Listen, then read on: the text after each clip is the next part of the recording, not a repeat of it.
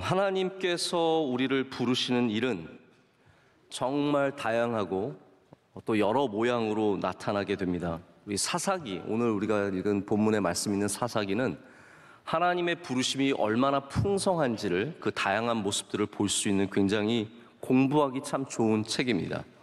여기에는 각각 다른 장소에서 다른 삶의 때에 또한 다른 삶을 살아가던 많은 사람들이 하나님의 손에 붙잡혀서 하나님의 뜻을 이루는 모습들을 보게 됩니다. 오늘 나온 기드온뿐만 아니라 여자 사사 드보라가 있었고요.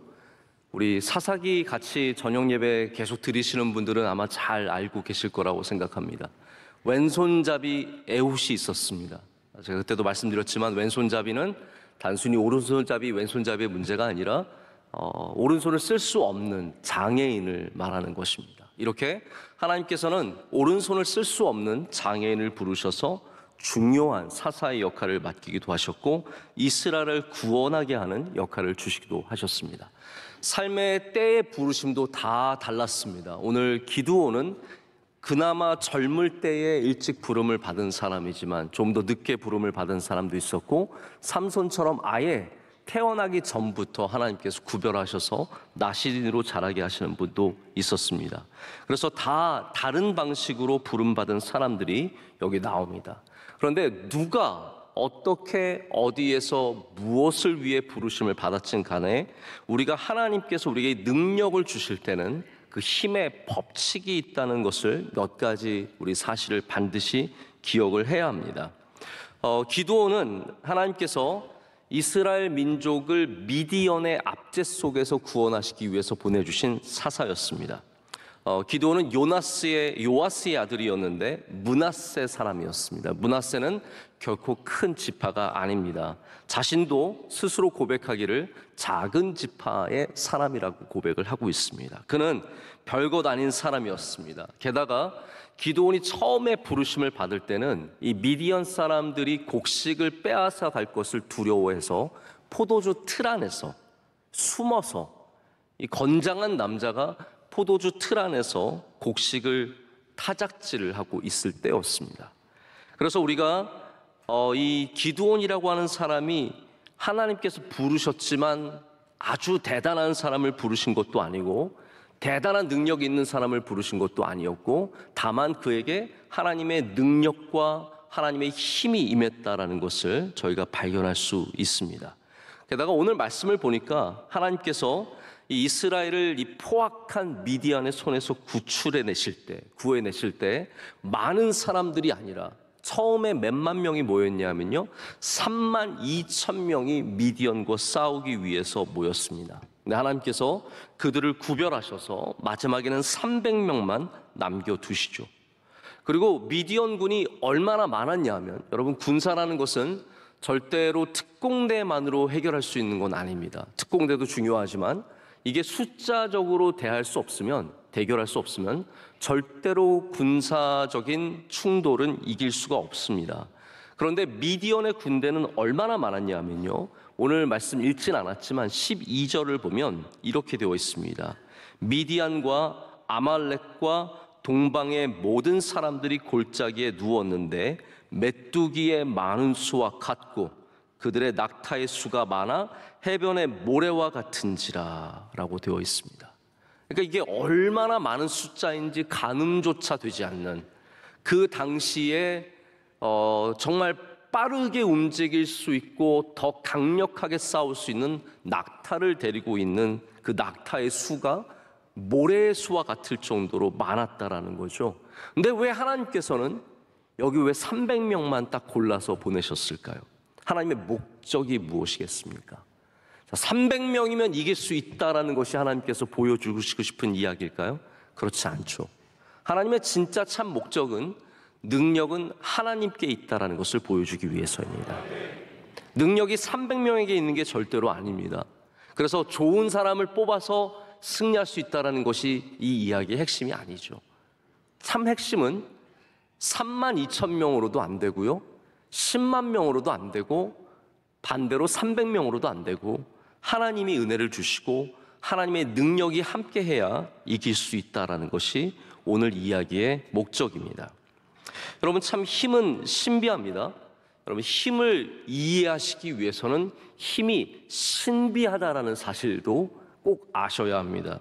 저희 어렸을 때 불렀던 찬양이 있는데 여러분들도 혹시 주일학교 다니신 분들이시라면 기억하실지 모르겠습니다. 사랑은 참으로 버리는 것 아세요? 버리는 것 사랑은 참으로 버리는 것 다 가지지 않는 것 이거 이상하다 해야 돼요. 동전 한 입 움켜잡으면 없어지고 쓰고 빌려주면 풍성해져 땅 위에 제 율동 기억이 다 나요. 사랑은 참으로 이런 거거든요. 이 노래 모르시면 안타깝습니다. 근데 이게 어린아이들이 부르는 찬양인데 굉장히 깊은 이야기잖아요. 이거 애들이 부르면 안 됩니다. 아무것도 모르고 부르는 거예요. 이게 정말 쓰고 나눠주고 여기에 사랑이 신비한 것을 보여줍니다. 비울 때, 나눌 때, 버릴 때 더 풍성해지죠. 힘도 신비합니다. 힘도 내가 힘을 빼면 하나님 힘을 주시고, 힘도 내가 약해지면 강하게 하시고, 내려놓으면 채워주시고, 이러한 아주 신비한 영역의 모습을 갖고 있습니다. 그래서 하나님께서는 부르신 사람에게 하나님의 능력을 더하시지만 또 반대로 그 힘을 더하시기 위해서 우리의 힘을 빼는 일을 먼저 하십니다. 힘을 빼면 힘이 더해집니다. 오늘 말씀의 구조가 바로 그런 하나님의 법칙을 보여주는 구조입니다. 하나님께서는 쓰시고자 하는 사람의 힘을 먼저 빼는 과정을 겪게 하십니다. 하나님께서 모세를 부르셔서 낮추셨습니다.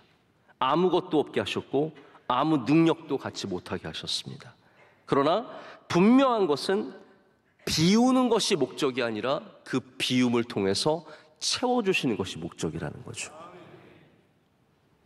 그래서 우리가 내려놓겠다라는 것은 사실은 하나님의 은혜를 갈망한다는 뜻입니다.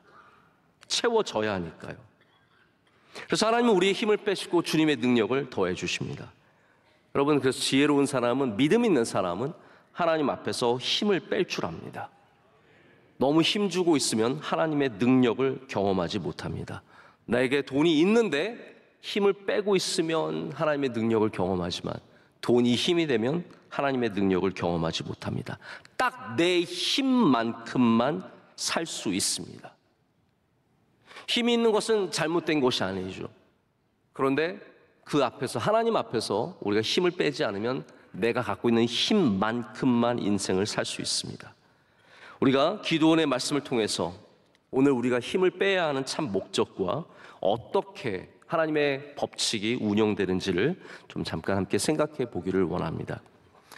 힘의 첫 번째 법칙은 모든 힘은 유통기한이 있다라는 사실입니다. 벌써 몇 년 전 일인데요.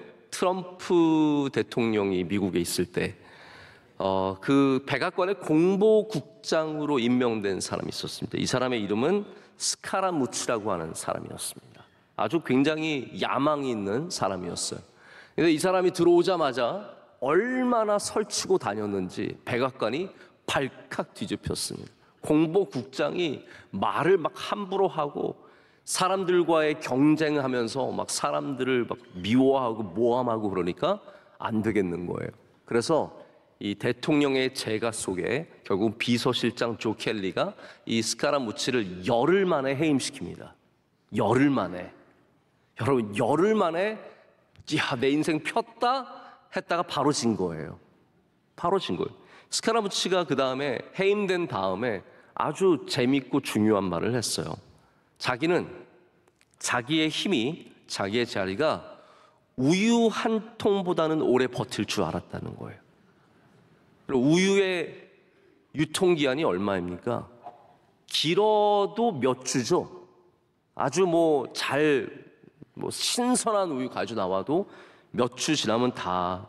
그래도 자기는 몇 주는 최소한 버틸 줄 알았는데 열흘 만에 우유보다도 더 짧게 지나가 보는 겁니다. 여러분, 가끔 라면 같은 거 사서 집에 쟁겨 놓다가 진짜 배고픈 날 먹으려고 딱 라면을 들었는데 유통기한이 지났어요. 혹시 그런 경험 없으십니까? 전 그런 경험 있거든요. 제가 오늘 답을 드릴게요. 여러분, 라면의 유통기한을 지나면 버려야 합니까? 먹어야 합니까? 먹어도 됩니다. 아무 이상 없습니다. 뭐 그렇다고 다 가서 뭐 찾아서 드실 필요는 없지만 모든 것들은 유통기한이 있습니다. 물도 유통기한이 있습니다. 통조림도 유통기한이 있습니다. 우리 힘도 영원한 것이 아닙니다. 우리 성경 속에 있는 힘의 유통기한은 무엇입니까? 하나님이 함께 하시는 동안이에요. 이것이 성경의 법칙입니다. 하나님의 영이 떠나는 순간, 하나님께서 그 손을 놓으시는 순간 우리는 천하의 모든 것을 가졌어도 결국은 다 내려놔야 하는 신세가 됩니다. 그래서 영원히 힘을 가지려고 집착하지 마시고 하나님 잘 믿으시길 축복합니다.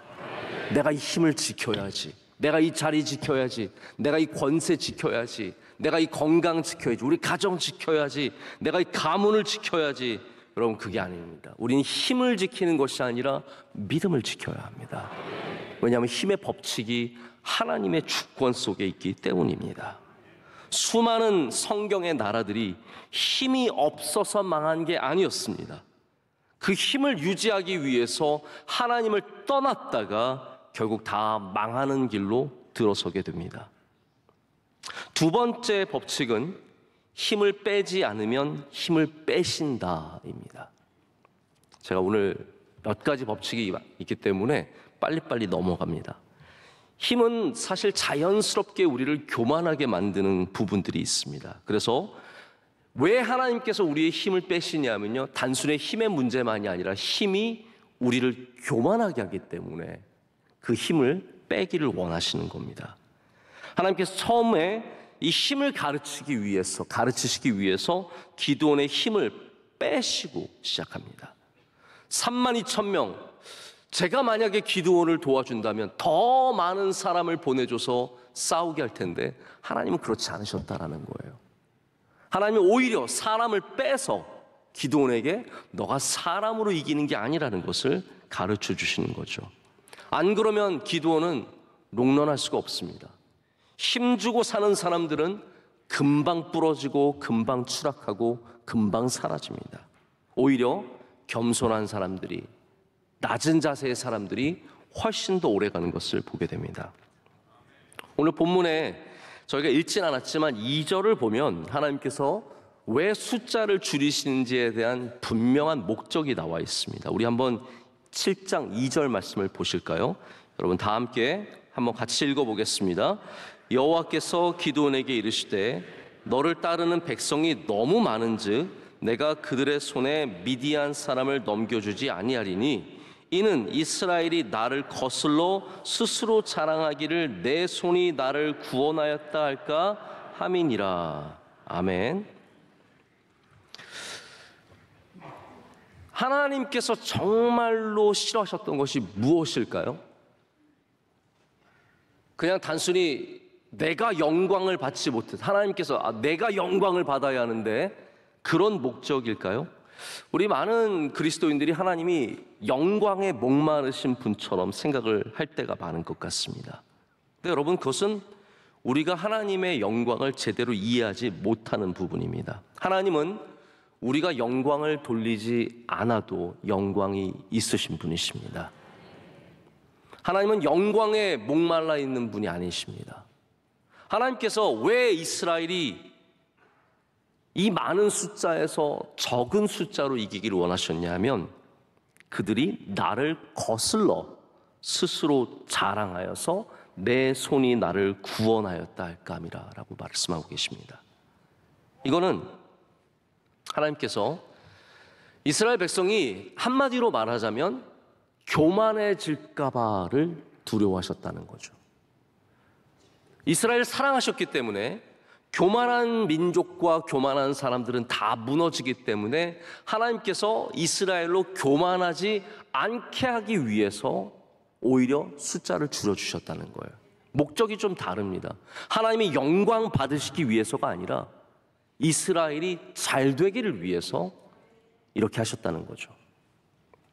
제가 오래전에 미국의 한 코미디 드라마를 본 적이 있는데 사인펠드라고 하는 드라마가 있었습니다. 굉장히 유명했던 드라마인데 여기 주인공 사인펠드가 어떤 대학에서 명예 박사학위를 받게 되었어요. 그래서 명예 박사학위를 받으러 갔습니다.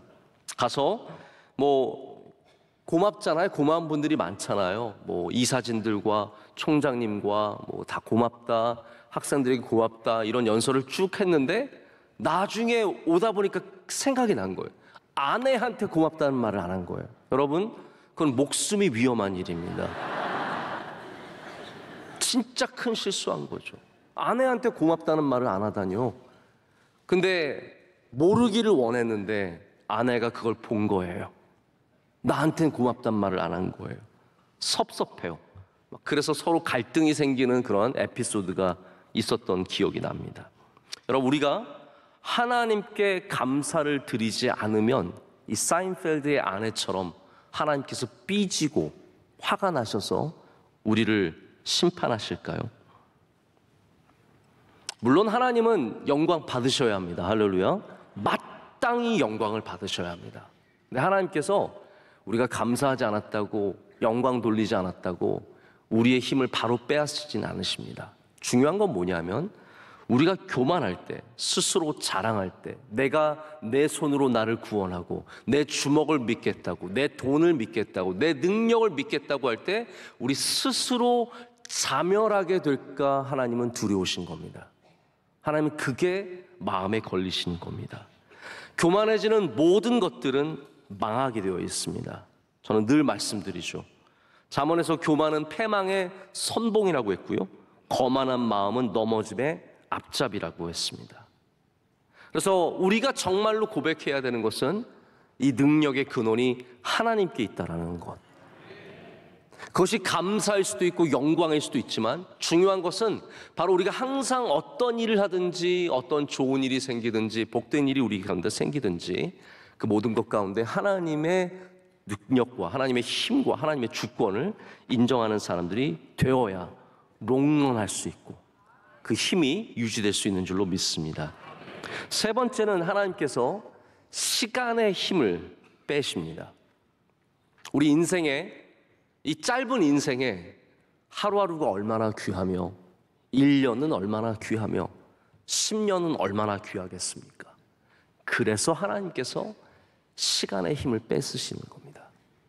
우리가 그렇게 중요하다고 생각하는 젊음을 힘을 빼시고 우리가 그렇게 중요하다고 생각하는 그 시간들의 힘을 하나님께서는 빼십니다. 예전에 저희 어렸을 때 명절만 되면 성룡 영화가 나왔습니다. 성룡 영화가 나와가지고 뭐 치권도 나오고 뭐 여러 가지 중국 무술 영화가 명절 때 나왔던 것 같습니다. 늘 재밌게 봤었는데요. 거의 중국 무술 영화는 패턴이 똑같습니다. 제자가 스승을 찾아가죠. 저를 받아주세요. 시부, 니 안 돼. 뭐 그래가지고 막 계속 앞에서 막 서 있고 막 안 받아주시고 막 그래가지고 비 쫄딱 맞고 막 그래서 막 떨고 그러고 있으면 나중에 와서 들어와 그래가지고 들어가서 감사합니다 시시 하면서 막 그래가지고 앉아가지고 뭐 이제 훈련을 받습니다. 받게 되면 처음에 물나르라 그래요. 그러면 3년 동안 물만 나릅니다. 맨날 물나르고. 그러고서 지나가면서 저기 막 훈련받고 있는 사람들 막 부러운 눈으로 봅니다. 나도 무술 배우고 싶은데. 근데 맨날 물 나르고 똥 나르고 뭐 그런 것만 해요. 계속 나릅니다. 그래서 이제 좀 되니까 그 다음에는 뭘 시키냐 하면 달달 볶은 콩에다가 정권을 찌르는 걸 시킵니다. 이거를 계속 시키는 거예요. 이것만 하는 거예요. 남들 무술하고 있으면 또 그게 부러운 거예요. 계속 하고 있어요. 그래서 결국은 참다 못해서 또 선생님을 찾아가요. 시부, 그러면 또 선생님이 그래, 너 이제 무술 배워라. 그래요. 벌써 5년이 지났어요. 근데 무술을 배우러 들어갔는데 그 5년 동안 물만 나르던 사람이 하체가 단단해요. 엄청나게 단단해졌고 정권 훈련을 많이 해서 손이 막 쇠 같아요. 그러니까 이 사람은 남들과 비교할 수 없는 속도로 쑥쑥 성장합니다. 그럼 5년이 버린 시간 같죠? 빼앗긴 시간 같고 그냥 지나간 시간 같지만 하나님의 역사 속엔 그렇지 않다라는 거예요. 하나님께서 우리의 시간을 빼앗아 가시는 것 같지만 사실은 절대로 그렇지 않다라는 겁니다. 그럼 사실 시간이 힘 아닙니까? 근데 하나님은 시간마저도 우리의 뜻대로 허락하지 않으실 때가 많습니다. 성공의 가장 큰 적 중에 하나가 조급함입니다. 믿음의 가장 큰 적 중에 하나도 조급함입니다. 기도니 오늘 힘의 훈련을 받으면서 처음 모였던 32,000명의 사람이 10,000명으로 줄고 또 다시 300명으로 주는 가운데 얼마나 많은 시간이 걸렸을지를 생각해 보십시오. 하나님의 말씀을 듣고 시행하고 기다리고 몇만 명의 사람을 골라내고 빼내고, 여러분 이런 일들이 결코 빠른 시간 안에 이루어지진 않습니다. 처음에 두려운 사람들 가라고 하니까 22,000명이 집에 갔습니다. 여러분 그게 쉬운 일이 아닙니다. 그리고 나서 이 사람들 중에 300명의 물을 움켜잡고 핥는 사람을 선택하는 일 또한 역시 많은 시간이 걸리는 일이었습니다. 왜 하나님께서는 이렇게 우리로 강하고 많고 빨리 할 수 있는 일들을 바로바로 허락해 주시지 않으실까요? 시간의 훈련은 하나님의 아주 전형적인 공통적인 성경의 법칙입니다. 하나님께서 반드시 우리를 훈련시키시기 위해서 사용하시는 방법입니다. 우리 지난 금요일에도 저희 구역장 권찰교육에서 요셉에 대한 말씀을 나누면서 요셉이 무려 13년 동안 17살의 노예로 팔려가서 30살의 총리가 되기까지 노예의 생활과 그리고 감옥에서의 생활을 견뎌냈다라는 말씀을 나눈 것을 기억하실 겁니다. 왜 하나님께서는 그 13년 동안 아무것도 보이지 않는 미래를 살게 하셨을까요? 시간의 훈련입니다. 모세는 더하지 않습니까? 하나님께서 40년의 시간을 아주 원초적으로 표현하자면 그냥 까먹게 하셨습니다. 우리 인생에 그냥 까먹은 것 같은 시간들 있지 않습니까? 왜 하나님께서 그때 사용해 주시지 않고 2년, 3년 허송세월하는 것처럼 지나가게 하실까? 40년을 어떻게 기다리라고 하실까? 내가 원했던 삶과 점점 멀어지고 소망도 사라지고 시간과 함께 나의 힘도 사라지는 것, 나의 젊음도 다 사라진 것 같지만 하나님께서 그때 비로소 모세를 불러주셨고 그를 사용해 주셨습니다. 우리 모두는 항상 시간의 훈련을 받고 있습니다. 그럼 시간이 얼마나 어려운 존재입니까? 우리는 이때 이 나이에는 직장에 들어가야 하고 이 나이에는 결혼을 해야 하고 이 나이에는 아이를 낳아야 하는 것 같은 모든 시간의 문제를 안고 살아갑니다. 40대 남자, 50대 여성, 70대, 80대 모두가 갖고 있는 시간의 문제들이 있습니다. 특별히 내 꿈을 아직 이루지 못하면 우리는 마음이 조급해집니다. 여러분 300명을 고르게 하시는 그 시간을 잘 하나님을 신뢰하며 나아가시길 축복합니다. 그 시간이 귀한 시간입니다. 조급해하지 마시고 우리가 하나님의 손안에 있음을 믿고 우리는 한 걸음씩 나아가야 할 줄로 믿습니다. 네 번째는 잘해야겠다는 힘을 빼야 합니다. 잘해야겠다. 힘을 빼는 것이 얼마나 중요한지 우리 책을 좀 찾아보면 이 힘에 대한 얘기가 얼마나 많은지를 금방 알 수 있습니다. 스포츠 책에도 경제 경영에도 기독교 서적에도 인문 서적에도 우리 힘을 빼는 이야기가 참 많이 있습니다. 다 힘 빼야 된다고 얘기를 합니다. 잘 살려고 하는 삶에 힘을 빼야 하는 것은 이제 보편적인 지식에 가깝습니다. 그런데 여러분 성경도 우리에게 똑같은 그러나 더 중요한 이야기를 하고 있습니다. 우리가 잘해야겠다라고 하는 곳에서 특별히 우리는 힘을 더 뺄 줄 알아야 합니다. 기도원이 지금 얼마나 잘해야겠다는 생각을 갖고 있겠습니까? 나 사사고 내 전에 있었던 사사들을 생각해보면 온니엘과 에훗과 드보라와 바락과 이런 사람들 뒤를 이어서 내가 잘해야겠다라는, 내가 이스라엘을 지키고 인정받아야 하고 남들보다 잘해야 하는 힘이 안 들어가야 안 들어갈 수 없는 그러한 상황이죠. 거기서 32,000명은 얼마나 힘이 되는 존재입니까? 하지만 하나님께서는 너는 잘하려는 힘을 빼고 더욱더 내 말을 순종하고 따르고 의지하라고 말씀하시는 거예요. 네가 너무 잘하려고 하지 말고 너의 잘하려는 힘을 빼고 나를 더 의지하고 순종하라고 말씀하시는 겁니다. 우리 교회 생활할 때 그런 거 참 많이 경험합니다. 내가 잘하고 싶은 마음이 있죠. 그런데 정말 우리가 갖춰야 하는 마음은 하나님을 더 온전히 순종하려고 하는 마음입니다. 더 잘하려는 것보다 더 순종하려고 하는 마음이 훨씬 귀한 마음이기 때문에 하나님께서는 오늘 이 사건을 통해서 기드온에게 그것을 가르쳐주고 계십니다. 내 말을 순종하고 따르고 의지하고 지키면 내가 이루겠다라고 말씀하십니다. 제가 커피를 좋아하지 않습니까? 그렇죠? 커피를 오늘 아침에도 잘 마시고 나왔습니다. 근데 저도 이제 커피를 오래 내려서 제가 커피를 내리면 다들 맛있다고 얘기를 합니다. 믿어주세요. 네. 그냥 이렇게 입에 발린 말로 하는 게 아니라 맛있다고 얘기를 해줍니다. 정 드시고 싶으시면, 제가 내리는 커피 정 드시고 싶으시면 상상만 한번 해보세요. 네. 상상만 하셔도 맛있습니다. 근데 제가 커피를 내릴 때 갖고 있는 신념 하나가 있습니다. 너무 잘하려고 하지 마라. 커피를 내릴 때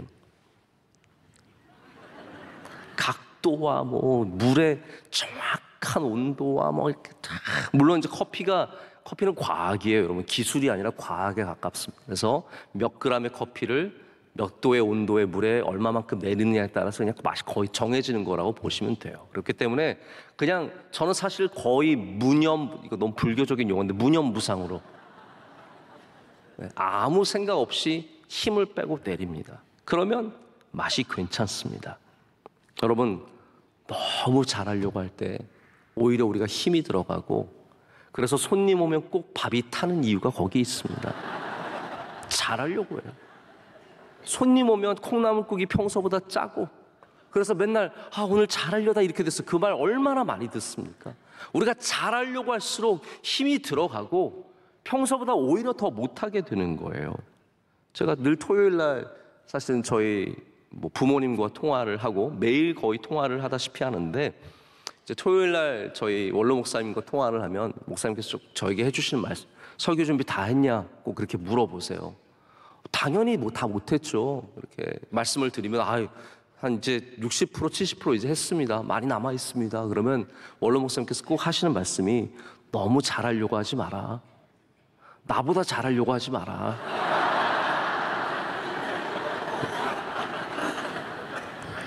설교 준비할 때도 힘을 빼야 돼요. 내가 이걸로 감동을 주고 이 멋진 이야기, 이 대단한 발견으로 뭔가 신선함을 주고 남들을 놀래키고 내가 세상을 바꿀 그런 생각하면 안 되고요. 하나님의 은혜를 전하려는 마음만 가지면 되는 겁니다. 저는 오늘 잘하려고 나왔어요. 그러나 제 중심에는 내가 잘하려는 것이 아니라 하나님의 은혜를 잘 전하야겠다는 마음이죠. 그럼 이게 잘못되면은 나를 자랑하게 되고 내가 높아지고 내가 귀한 사람이 되고 내게 능력이 있게 되지 않겠습니까? 그럼 우리의 힘은 다시 말씀드리지만 하나님께 있습니다. 힘을 빼야 하나님의 능력이 나타납니다. 자, 마지막으로 방금 말씀드린 것처럼 우리의 힘은 하나님의 능력입니다. 300명이 되는 과정이 있습니다.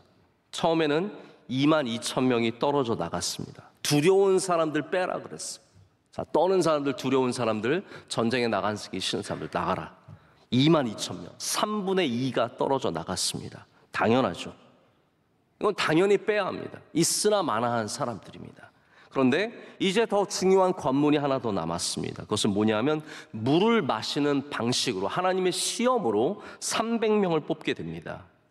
그게 바로 물을 핥는 자, 물을 손에 움켜쥐고 핥는 자 300명과 나머지는 무릎을 꿇고 손을 짚고 그리고 얼굴을 물에 데워서 마시는 자들을 구별하는 일이었습니다. 6절 말씀이거든요. 한번 어떻게 뽑게 되는지 한번 6절 말씀 보시겠습니다. 우리 6절 말씀 함께 읽겠습니다. 손으로 핥는 자의 수는 300명이요 그 외의 백성은 다 무릎을 꿇고 물을 마신지라. 저는 이 말씀 굉장히 마음에 부담이 됐습니다. 제 인생을 살아가면서 이런 걸로 구별당할 수 있구나. 그래서 어렸을 때는 어디에 가서 물 마실 때 늘 손에 움켜쥐고, 정말로 내가 하나님께 나도 선택받고 싶은 마음이 있어가지고 다르게 하면 안 되고 난 손에 움켜쥐고, 그래서 늘 학교에서, 저희 어렸을 때는 학교 운동장에서 물 많이 마셨거든요. 물 틀어놓고 마실 때 꼭 이렇게 손에다 움켜쥐고 마셨던 기억. 나 기도원의 300용사야. 그런 마음을 가졌던 기억이 납니다. 근데 이거는 어떤 경계태세, 즉 군사로서 가장 적합한 자세를 갖고 있는 300명을 뽑은 이야기가 아니라는 게 중요한 겁니다. 여기 300명은 특공대가 아닙니다. 왜 특공대가 아닌 줄 알 수 있습니까? 제가 시간상 다 설명을 드릴 수는 없는데, 이제 7장 후반부로 가면 미디안과의 전쟁 이야기가 나옵니다. 이 300명이 들어왔습니다. 자, 여기 가장 뛰어난 300명을 뽑았다면 여러분이 예상하는 그런 전쟁의 모습은 어떤 모습입니까? 적진으로 들어가서 일당백으로 싸우면서 많은 사람들을 무찌르고 날아다니면서 정말 혁혁한 공을 세우는 300명이야 맞겠죠. 그래야 아마 이 손으로 움켜잡고 혀로 핥는 자의 그러한 구도가 형성이 될 겁니다. 자, 그런데 현실은 그렇지 않았습니다. 이들이 어떻게 싸웠는지 아십니까? 나중에 말씀을 보면 횃불을 들고 빈 항아리를 들고 항아리를 깨요.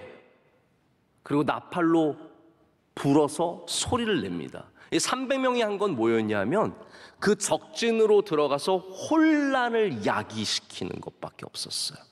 이들은 한마디로 말하자면 누구나 할 수 있는 일을 하게 되는 300명이었다라는 거죠.